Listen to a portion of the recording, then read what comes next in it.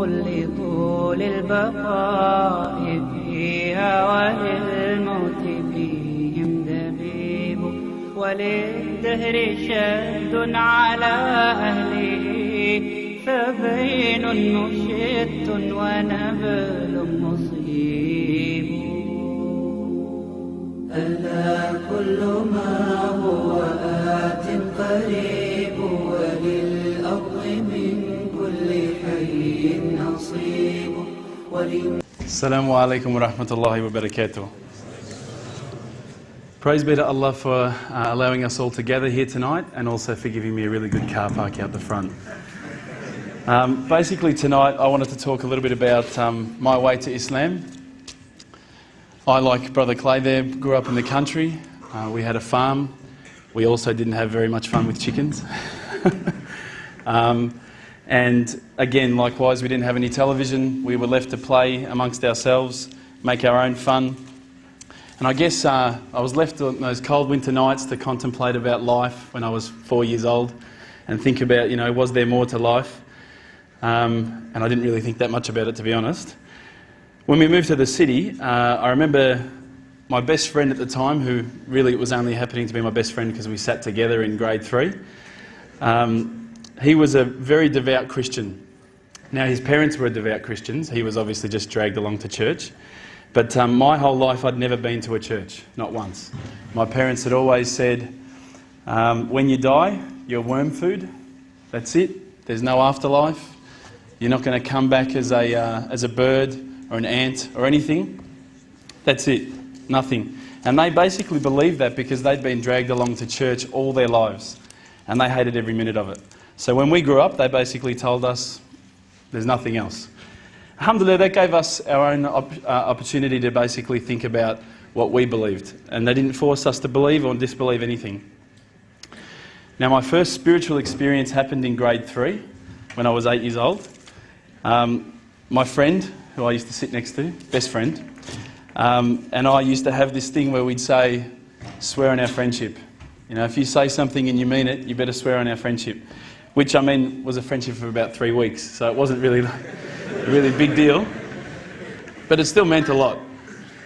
One time, one thing was particularly important to him. And he said, listen, bro, I'm not going to get you to swear on our friendship. I'm going to get you to vow to God. Now, I remember thinking to myself, vow to God? Oh, what's that mean? My friends said to me, it means if you lie, you're gone. You can't lie on this one, right? You can swear on our friendship and you can lie, but on this one, it's all over. And I went, what do you mean? He goes, well, God's everywhere. Now, obviously, he's Christian, so he's explaining his belief. I go, what do you mean God's everywhere? I can go to the toilet and he's there with me as well. What are you talking about? He said, he'll find you if you lie. And the worst part was I was lying. And I did vow to God. And that night, first spiritual experience, I was so scared that God was going to kill me in the middle of the night. Because I had no understanding of God or this or that, but I thought, I've lied and I've vowed to God, I'm a goner. Alhamdulillah, I'm not. And I made it. Anyway, this friend and I, obviously, we actually been friends for 19 years. Alhamdulillah, we're not friends anymore. But we were friends for quite a while. Now, I guess my story of my quest, my holy path, my way to Islam began in first year university. So coming from the country up, moving to the city, having my first spiritual experience, now I'm in first year uni. I had a particularly bad year. And this is no joke, seriously, it was a very bad year. My parents separated, which was devastating to me. I had always thought of my parents as being people who'd be together. In fact, my friend's parents would, he'd punch his wife and they're still together. And my parents were really nice to each other and they're not together. I couldn't work it out. So it rocked my world a little bit. I had 2 car accidents. I'd just gotten my P plates. Now, I'm a much better driver now. But I had 2 car accidents in 1 week. It was a pretty crappy car, so it didn't really matter that much. I had some problems with the police as well. I won't go into those details. Inshallah, there's no one here from the police. My dog died, which I was particularly upset about. I love that dog.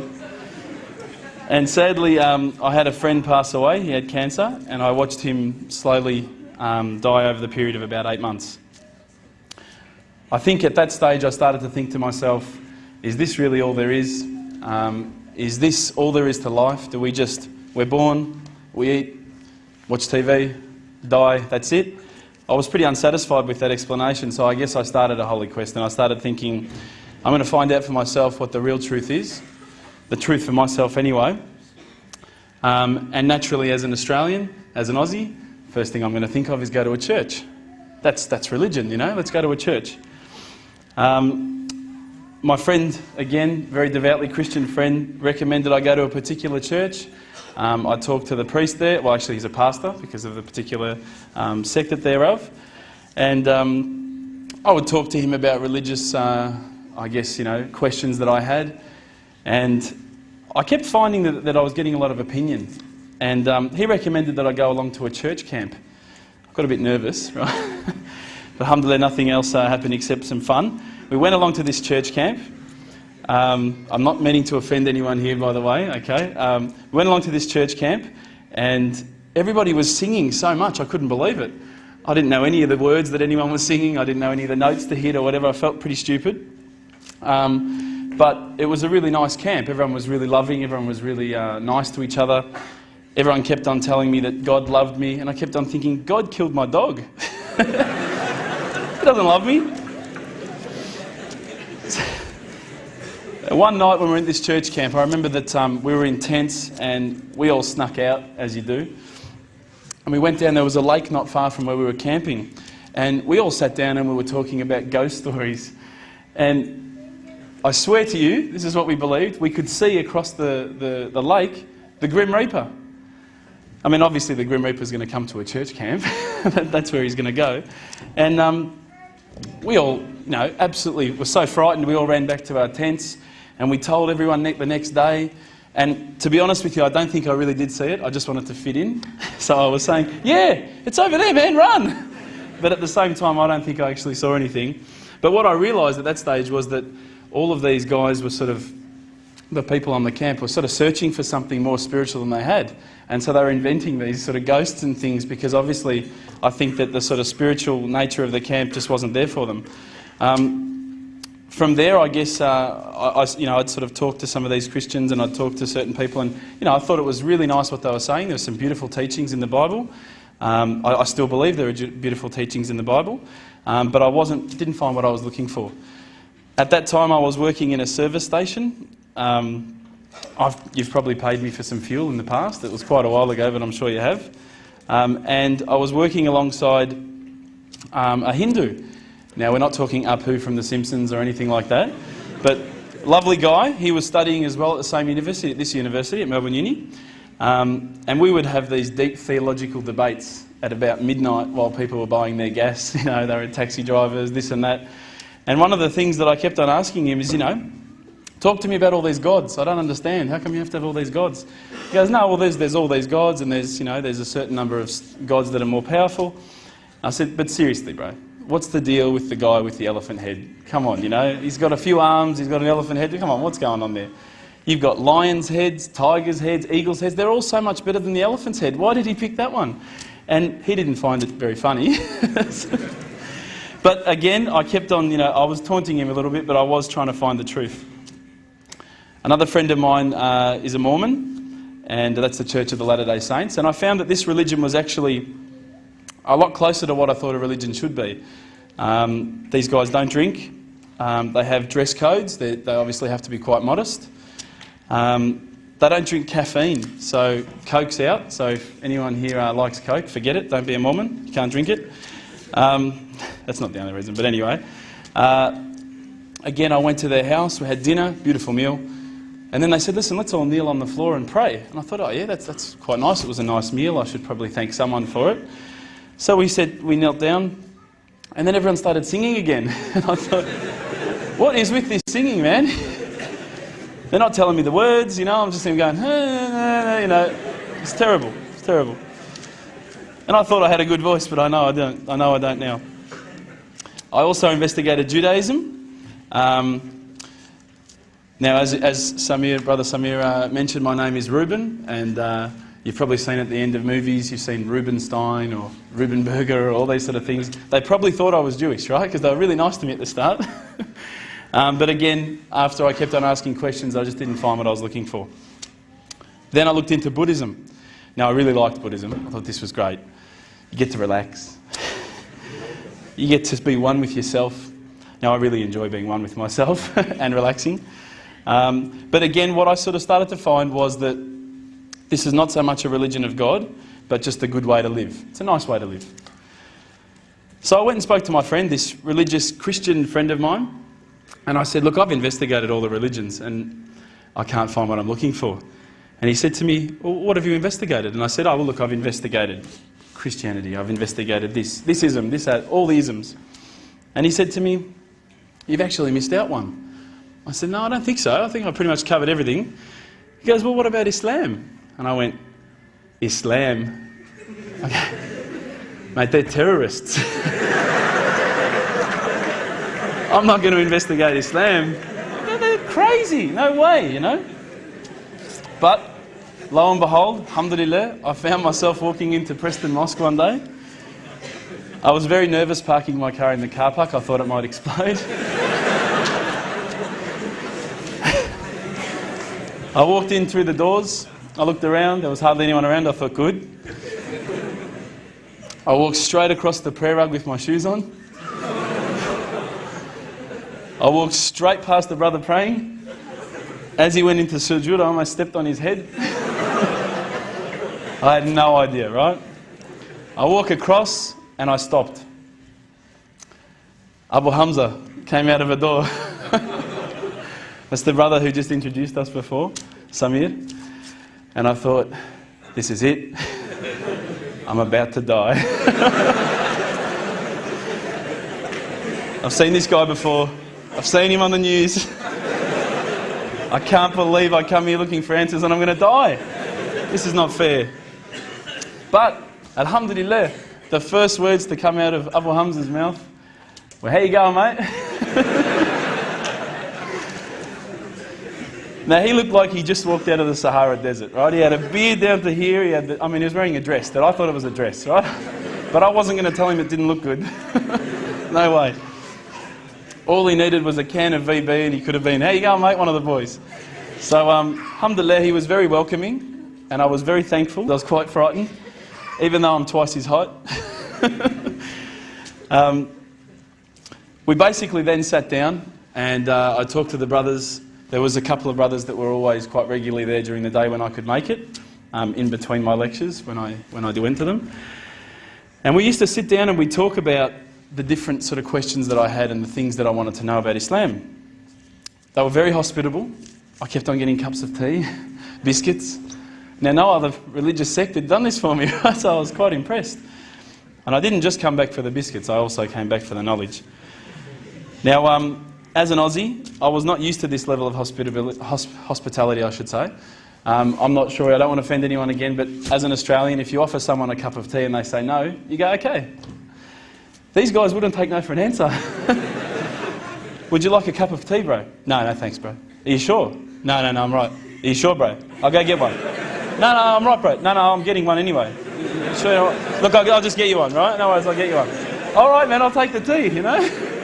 Subhanallah. So I had to keep on taking toilet breaks, you know, there's cups of tea waiting when I come back. I put on about 10 kilos in my quest for religious enlightenment. But anyway, as I say, we get back to the questions I was asking the brothers. Now, what I'd found with a lot of the other churches and people that I'd spoken to, religious leaders, was that when I asked a question, they would quite often just say, your answer is this. I'd say, oh, okay, that's pretty good.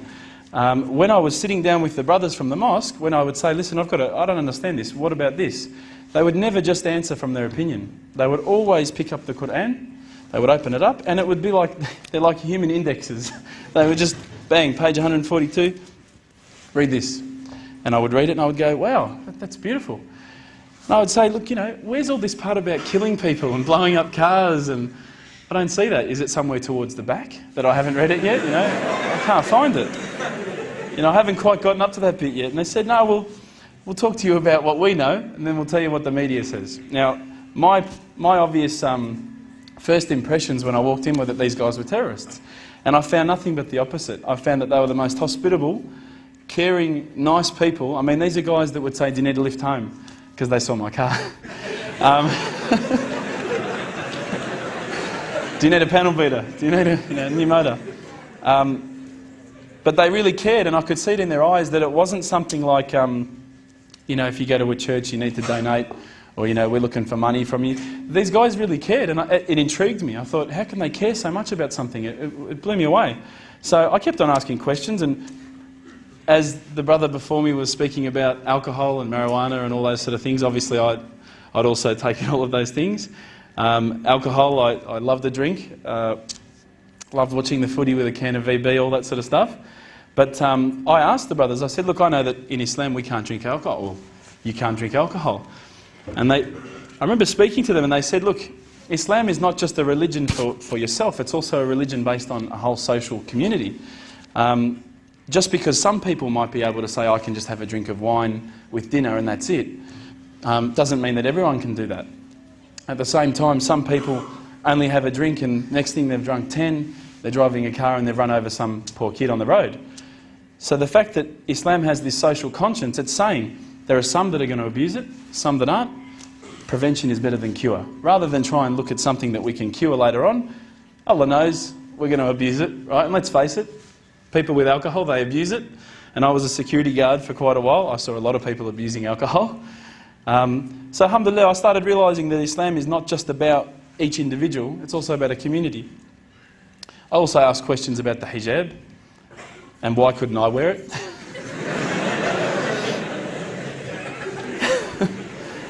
How come I can have 4 wives?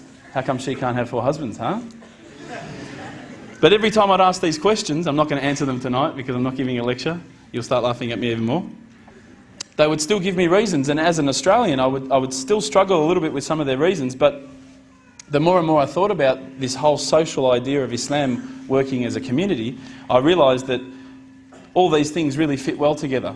It's very difficult from an outside point of view to think, okay, the scarf, or okay, the beard, or okay, the kebab, okay, the abaya, whatever. But once you start actually looking inside the religion working as a whole unit, as in implementing every step of the way, it starts to make sense. And it started to make sense. But again, I didn't want to just make a leap of faith because I wasn't looking just to say, hey, that's my religion. These guys have got panel beaters, mechanics. These are the guys for me, right? I wanted to actually find something that for me really made sense. One night, I was sitting at home. Now, I apologise to some people who may have heard this story. It's called the candle story. I was sitting at home and I thought to myself, I want to be, one with myself again. I want to get closer to Allah. So I lit a candle. I opened the window. I had the blinds drawn. It was a nice night, a bit warm, Thought this is about as spiritual as it gets, a candle. The Quran. I'm sitting there reading. And I stopped and I thought to myself, look, this is the time. This is my night. Tonight, Allah and me, we're going to have a bit of a conversation. We're going to, we're going to bond. All I need from you, Allah, is just a sign. Just a little sign. Look, nothing too major, just maybe a bolt of lightning. Bolt of lightning for you, man. Come on, you created the earth. This is just a bolt of lightning. It'll be easy. So I sat there and I went, okay, go. And I swear to you, nothing happened. Absolutely nothing. I was really disappointed. I said, Allah, this is your chance. I'm here, I'm asking you.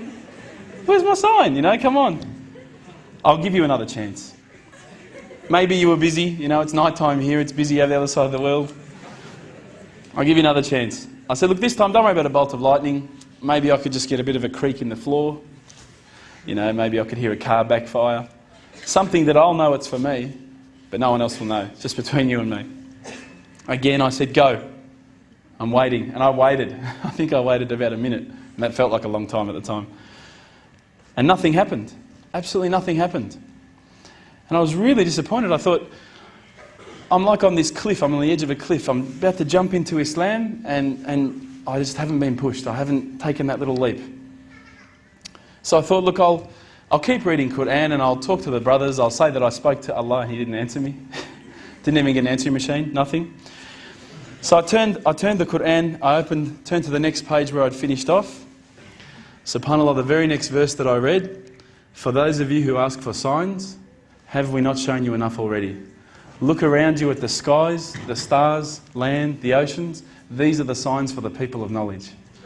SubhanAllah. Straight away, my whole world changed. I was staring at the Quran. I was just in shock. I couldn't believe that I'd been so arrogant to ask for my own specific sign when the signs had been around me all the time. There's a creator because there's a creation. So I closed the Quran. I had the best night's sleep, I got to tell you. I went straight to the mosque the next day. Alhamdulillah, Abu Hamza was there again. I said, Abu Hamza, this is what's happened to me. He said, that's it, you become a Muslim today. There's no mucking around with Abu Hamza. I said, but wait a second, I just had a zinger burger with Jude on the way here, you know. I've got to brush my teeth or something. I heard we can't eat ham, you know, what's going on? He goes, don't worry about all that. Yallah. So, but when I walked into the mosque, the people just started pouring in. And I went, SubhanAllah, look at this religion. You know, I've been to churches where there's, 20 people, 30 people, 50 people. There was about 1,000 people that night. And I thought, this is amazing. This religion is truly the religion of choice. And then I found out it was the first night of Ramadan. The good old Ramadan Muslims. But still, it was nice. So anyway, Abu Hamza took me aside. He said, look, you're going to have to say a few words. I said, what do you mean I've got to say a few words? I thought I just had to sign something, get a bit of garlic sauce on my tongue or something, that's it, I'm a Muslim. He said, no, you've got to make shahada, we need witnesses. You've got to say these words. I said, can't you just let me do it in English? I said, have you seen the guys out there, man? They've all got beards down here, they're massive. You get these words wrong, I'm a dead man again, you know? He goes, no, you have to say them, and trust me, bro, trust me. And I did, and alhamdulillah I did. I stood up in front of all the brothers, and to be honest with you, I was looking across this sea of beards. I was mesmerised. I started to say the words, and all the fear went out of my body and out of my heart. Ashhadu an la ilaha illallah wa ashhadu an Muhammadan Rasulullah. And I felt like a shower had been turned on inside, and my whole body had been flushed clean. And trust me, I needed to be flushed clean. I was standing up there. All the brothers started yelling out, Takbir, Allahu Akbar. I thought I'd done something wrong. So I stood back a bit, and they started coming towards me, and I thought, oh no. I'm pretty sure I said what he said. And they started hugging me and kissing me. Now, I had never been hugged and kissed by that many men in my life.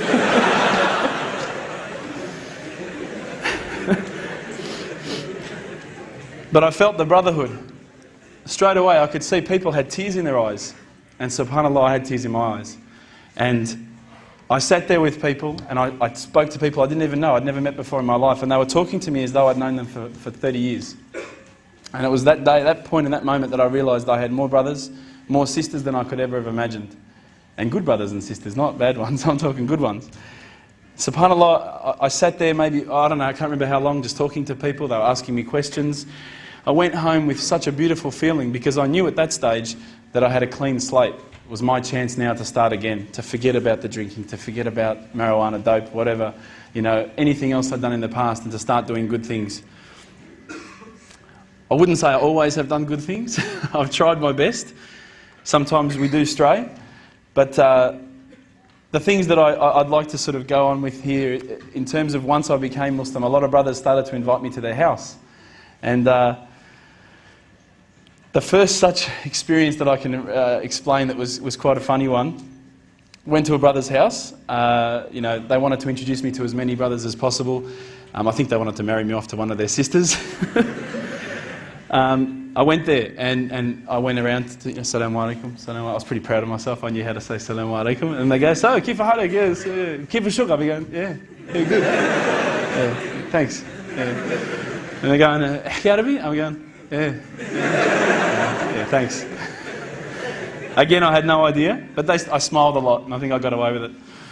So I'm sitting there, and they started talking amongst themselves, in the lounge room. They call it a salon, right, because you've got the Franco Cozzo chairs everywhere. And I'm sitting down, again, no offence. I'm sitting down, and they started raising their voices to each other. I thought, what's going on here?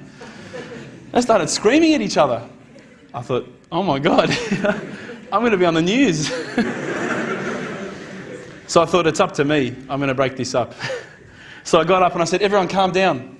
And my mate said, be quiet, they're just talking. And it was at that moment that I realised Lebanese people don't mind raising their voice just to be nice. Ever since then, alhamdulillah, I've met many brothers, many sisters that I'm proud to say are true brothers and sisters to me. My family as well were quite strange towards me when I first became a Muslim. I didn't actually tell them for about the first maybe 6 months, until one day Mum caught me praying. I said I was cleaning the floor. So what's that? Oh, that's it.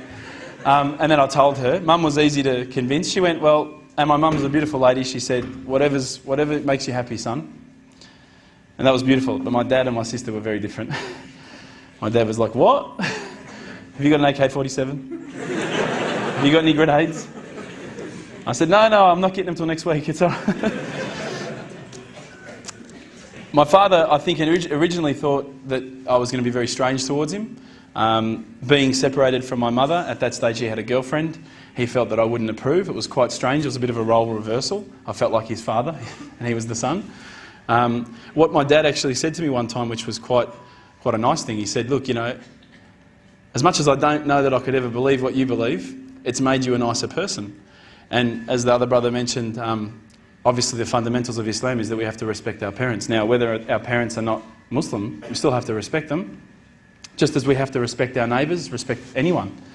And I was actually a lot nicer to my parents. I was kind of like, get out of my way, I'm going out with my mates, see you later. And my dad's car broke down and he called me and I could come and pick him up. He was wrapped.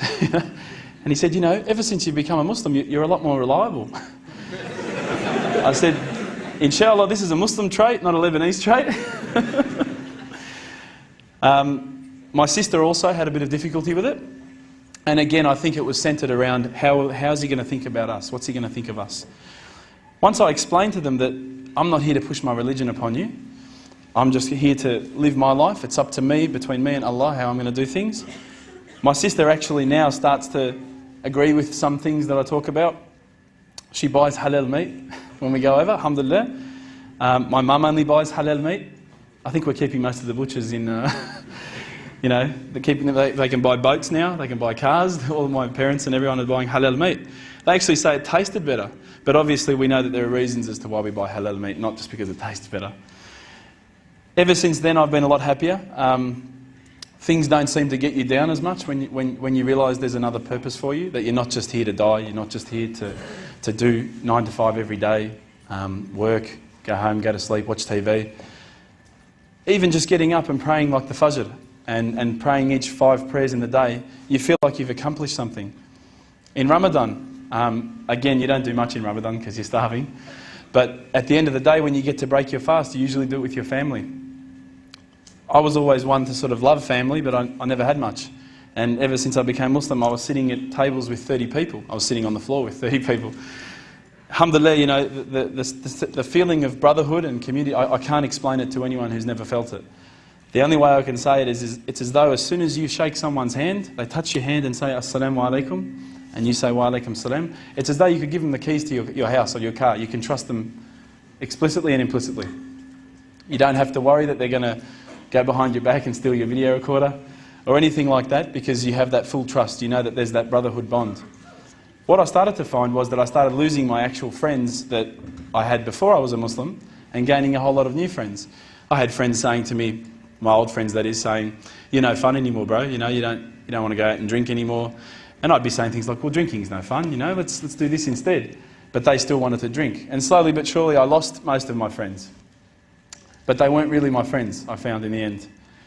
Alhamdulillah, I gained all these new brothers. They're still what I consider friends.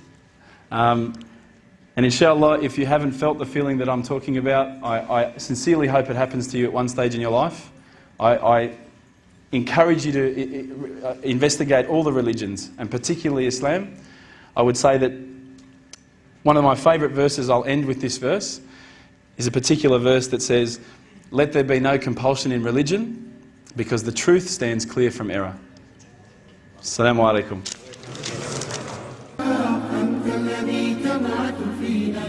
The second question is, I know a Muslim brother who was the person to guide his friend to Islam.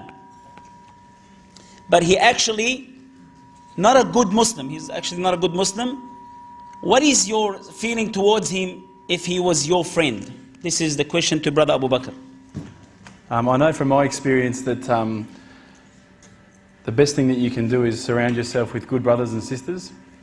If you're a sister with sisters, if you're a brother with brothers. Unless it's for marriage, all right? So don't go taking words out of my mouth. I think that when people say that they're not doing the best things, or they're actually straying from the path, if you surround yourself with good brothers, they'll always keep you in check.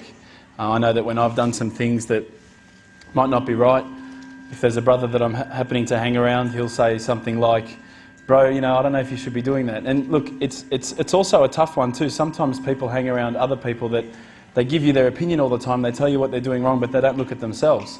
So it's really important to surround yourself with good brothers and sisters. If that person is someone who brought another person to Islam, maybe look at what's changed in their life since they've actually done that. Maybe they're now hanging around with some different people. But from my experience, one of the things that really changes people is who they hang around with. There's an old saying, if you hang around with a blacksmith, you always smell like smoke. If you hang around with someone who works in a perfume shop, you always smell like perfume. So my advice to this brother, I'm sorry about this, sorry.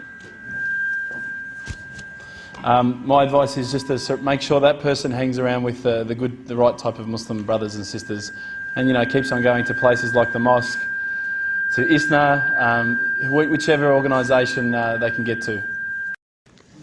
What can you tell those who were born in Islam and do not practice Islam? On the note of people that are born Muslim but don't practice, it's something that really saddens me, because it took me 19 years to find Islam, and then you have people who grow up in a Muslim household. There's no alcohol, well, you know, you'd hope. They're praying together. You know, the family, inshallah, is sitting down and talking about Islam, talking about stories, narrating hadith. I can't imagine why someone growing up in that environment would stray from the path. The only thing I can think of is that this is that's not what's happening. That people aren't talking about the stories of the Prophet. I mean, we want to watch things like Gladiator, which is very entertaining, by the way. But we don't watch something like, The Message with our kids. We don't watch Islamic movies or lectures because that's classified as boring. So for me, it's very sad to hear that someone who is brought up in a Muslim household no longer values their faith, or doesn't pray, or doesn't fast, doesn't talk about Islam. When I talk about Islam with other people, I mean, I might bore people sometimes, but it's the best thing you can talk about. There's a brother in the audience, I'm looking at him now. He comes over, we sit, we debate for hours, you know. I always win, but because you can't say anything now, bro. But alhamdulillah, you know, there's nothing better you can talk about. Why waste your time to, did you see Arnold Schwarzenegger in that movie? Oh, he's sick, mate. See his muscles? That's boring, you know. Imagine talking about some of the hadith. Those stories are 10 times better than any movie you'll ever watch. So it saddens me to think that. I guess one thing that we do though, and I think this is our own failing sometimes, I've done it, is we're quick to judge. And you'll see a brother and you'll think, he doesn't pray. He's a nonsense Muslim, you know, he doesn't really do much. But you can't really see what's inside each person's heart. And he might not pray, but all he might need is a little bit of guidance. And he might be the best of Muslims. When I walked into the mosque that day, all Abu Hamza would have had to do is, "What do you want?" And I would have never become a Muslim, never. I would have walked out of there and thought, they're just like everyone else. But the fact that he came in with open arms, "Can I help you, bro?" That's what led me to investigate further. With these people that you say don't practice Islam, what I found too also is that some of these kids, you think they don't know anything about Islam. You know, he's hanging around the corner with his mates, they're doing burnouts or whatever. Then you quote an Islamic verse and he finishes it off. They know the rest of the verse. They know more Arabic than me anyway. And I know a little bit. And we keep on looking at the 5% that they're wrong and forgetting about the 95% that is good in them. So my advice is, if you see someone who you think's not practicing, look at yourself first, see if you're practicing first, because even if they're not doing one thing, maybe they're doing 10 others that you don't know about. Maybe they want to look tough in front of their mates and then at night they're reading Quran. How do you know? So I would give them a chance. I would still treat them with the same respect that you would treat anybody else or anyone else. I mean, you treat a Christian, your work colleagues, your neighbour with more respect than you sometimes treat your own brothers and sisters. If we take the time to treat our brothers and sisters with the respect that they deserve and educate them, sit down, talk about hadith. You know, some of the stories, I tell you, some of them have brought tears to my eyes. I remember one particular story. I remember when I heard it, I thought about the way we are today, and I thought, when are we ever going to return to this kind of Muslim character? The story of Muhammad sallallahu alaihi wasallam, where he was walking to the mosque. Every time he would walk to the mosque, an old lady would throw her dirty water or dishwater onto him. Now, what would you do? Seriously, what would you do? You'd go over there, you'd kick her door in, you'd throw her out the window. Oh, that's what I would think of doing. But what did he do? He probably, you know, said, Alhamdulillah, and continued to walk. Subhanallah. Then the one day that she didn't do it, what did he think? He didn't think, aha, she's gone. Yes, he thought, she must be sick. There must be something wrong. I better check if she's okay. Subhanallah, can you imagine the character that requires to worry about someone that's been chucking their dishwater on you? He went up, she was sick. He inquired after her, he talked to her servant. Do you know they both ended up becoming Muslim? They both made Shahada because they said, anyone who can be like this must be the servant of Allah. Anyone who can have that character. So all I'm saying to you is that we will look around us and we'll look at that guy and we'll say, look at him, you know, he's doing this, he's doing that. But trust me, there's good in everybody. Muslim, non-Muslim, there's good in everybody. And there is people who you'll walk past with a mohawk, right? I used to have a mohawk. I thought I looked fantastic. I looked terrible. And look, I'm now a Muslim. And yet if you'd have walked past me years ago and you've seen, look at this guy, you know, army greens, mohawk, you know, headphones with Metallica. And subhanAllah, I embraced Islam. So I'm telling you now, don't look at people and judge them straight away. Because we don't know all the information. Only Allah knows the information. So inshallah, let's...